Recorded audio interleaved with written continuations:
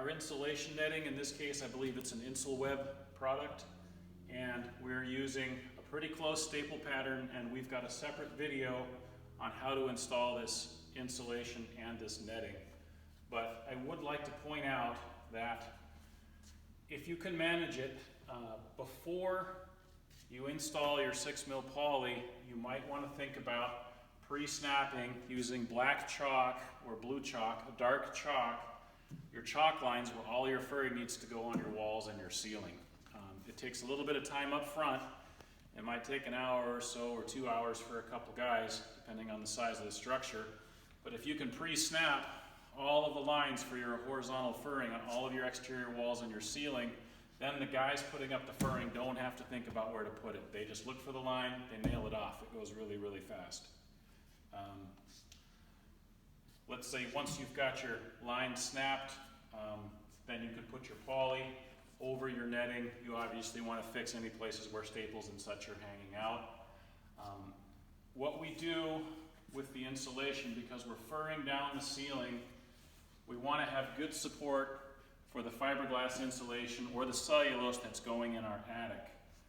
What that means is that instead of having the furring go across the trusses like you see here, we would rather see the furring go in line with every truss.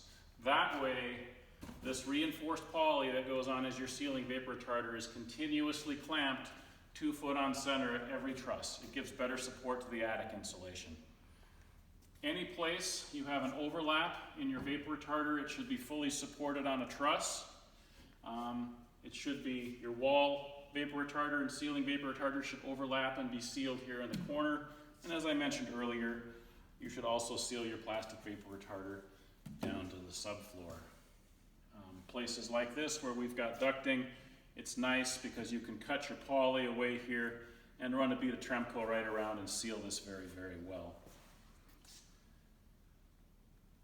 Other than that, I don't think I have any other pointers with the furring.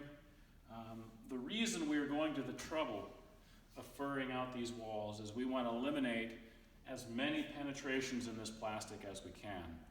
We're using a combined heating and ventilation system called the Breathe system. It's very, very efficient, and we're actually using the HRV system to provide the heat to the house via the fresh air stream that comes out of the ducting.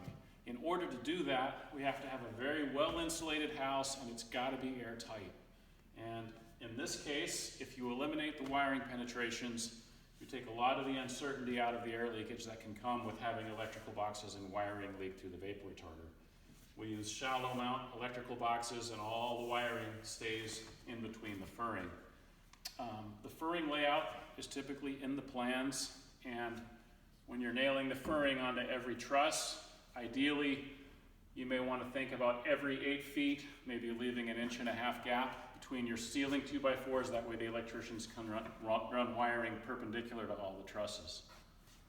Otherwise, the electricians will have to drill through the furring. That's going to be a little more effort. It can be done, but they have to be very, very careful. If you leave a gap every 8 feet or every 4 feet, then the electricians can just run right through the gap.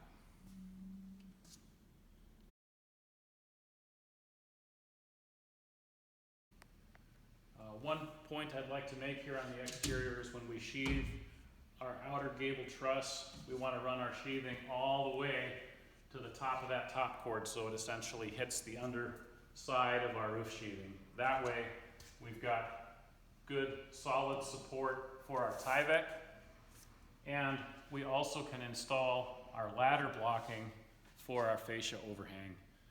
What we do, provided the structural engineer will allow us to do so, is we will actually build a ladder blocking assembly and attach this to that gable truss. So all of this here is pre-built and sits on the gable truss and gets raised all in one shot. It's a lot easier than trying to put this up after the fact, if you can time it such that it works out.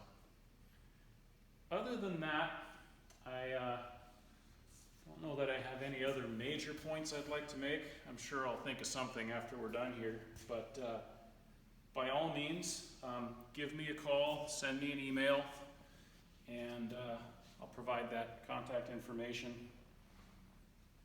And otherwise, Good luck, be safe, call me anytime. Bracing, bracing, bracing. Keep it safe. Thanks.